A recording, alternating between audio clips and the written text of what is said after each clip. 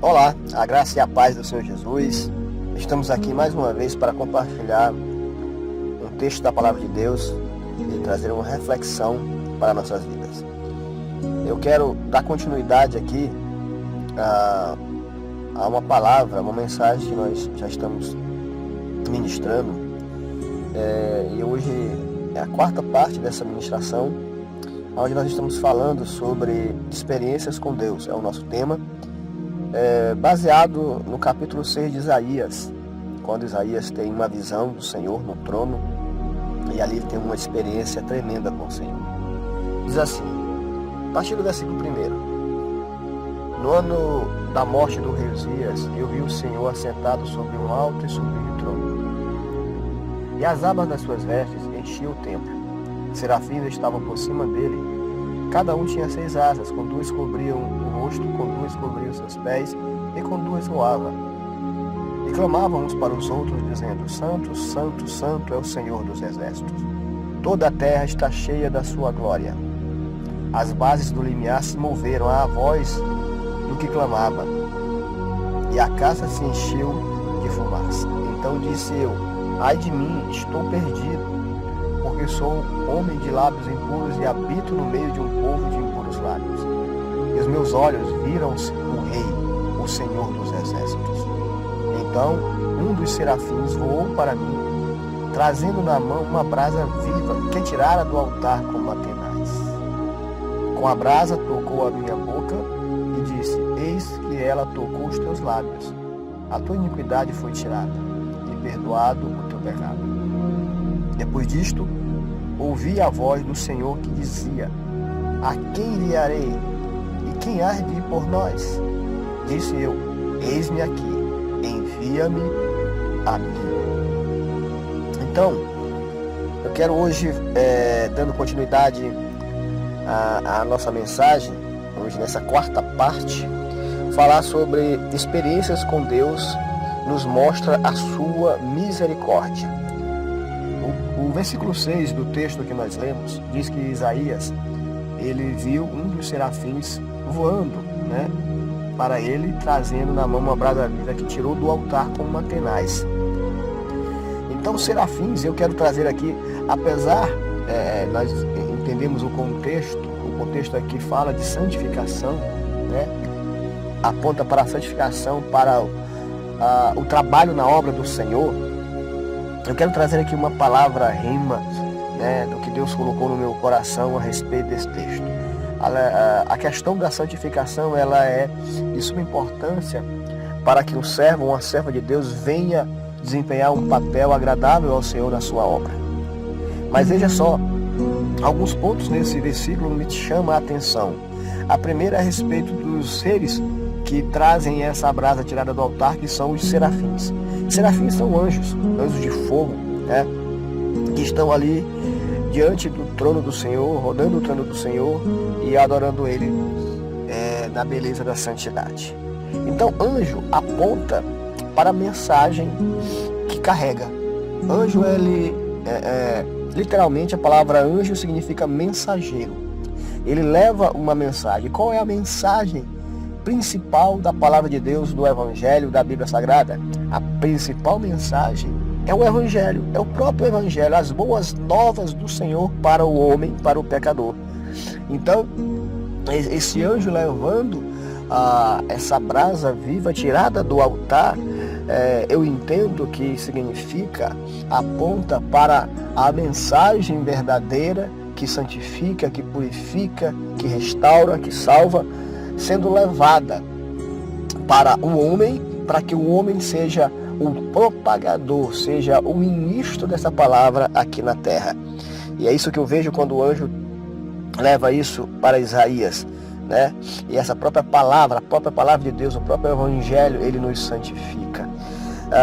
O segundo ponto que eu quero chamar a atenção é sobre o altar. A brasa viva, ela é tirada do altar. Altar é lugar de sacrifício, você entende? Altar é lugar onde foi oferecido os sacrifícios no Antigo Testamento de bodes, ovelhas, carneiros, e o altar aponta para o sacrifício de Cristo. a morte do Cordeiro, né? O sacrifício do Cordeiro de Deus que tira o pecado do mundo, aponta para esse sacrifício do Senhor, de Cristo, aponta para o local aonde deveria ser entregue o Filho de Deus pelo pecado de toda a humanidade. Então, o altar aponta para isso. E o terceiro ponto que me chama a atenção nesse versículo é que essa brasa viva, ela foi tirada do altar com uma tenaz. Com uma tenaz. A brasa estava viva, rente. A mensagem do Evangelho, que deve ser viva, e é viva e eficaz para salvar, santificar, glorificar o homem. Então, a tenaz aponta para, agora sim, especificamente para o doloroso sacrifício de Cristo. O doloroso sacrifício de Cristo. O versículo 7 diz que a tua iniquidade foi tirada e purificado o teu pecado. Depois que ele foi tocado pela brasa viva. Mas veja, atente a algo importante, sim. Algo que chama a atenção nessa passagem. A brasa toca os lábios de Isaías. Esse é outro ponto importante. Além da tenaz que aponta para o sacrifício, a própria brasa, ela toca os lábios de Isaías, mas não há dor. Não há dor. Você percebe? O texto não relata, o texto não mostra que Isaías teve dor. E a brasa estava viva, a brasa estava quente. O que isso me leva a entender?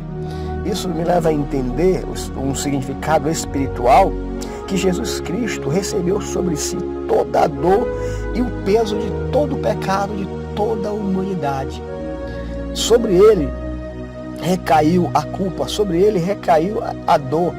Isaías vai dizer mais à frente que Cristo, ele vai profetizar que o Senhor foi moído pelas nossas iniquidades. Sobre ele foi toda a dor do nosso pecado, das nossas falhas e erros, de toda a humanidade. E é por isso que hoje eu e você podemos glorificar a Deus, porque a cruz de Cristo, o sacrifício, a dor que ele passou, o martírio que ele passou, era para para você ter passado. No entanto, nós não precisamos passar por isso, porque ele já passou. Foi sobre ele esta dor. Nós não sentimos mais esta dor. As dificuldades que nós passamos no dia a dia, aquilo que nós vivemos, que achamos que é sacrifício, que é dor, nada significa, é irrisório comparado ao que Cristo passou por nós. Eu e você merecíamos a cruz, merecíamos a morte, mas Cristo foi morto em nosso lugar. Ele, além de receber, além de passar por um martírio terrível, sofrer tudo aquilo, toda a dor, ele morreu na cruz por mim e por você. Então, queridos, o que nós devemos entender neste ponto de reflexão que nós abordamos hoje é que experiências com Deus nos mostram a sua misericórdia. Nós podemos ver aqui a misericórdia de Deus, a graça de Deus que nos alcançou. E eu louvo ao Senhor por isso, todos os dias. E que possamos entender, compreender e levar essa mensagem àqueles que ainda não conhecem. Ok, querido? Que Deus abençoe, que nós possamos viver este Evangelho plenamente, louvando a Deus pela sua graça e misericórdia. Amém? Obrigado e até uma próxima oportunidade.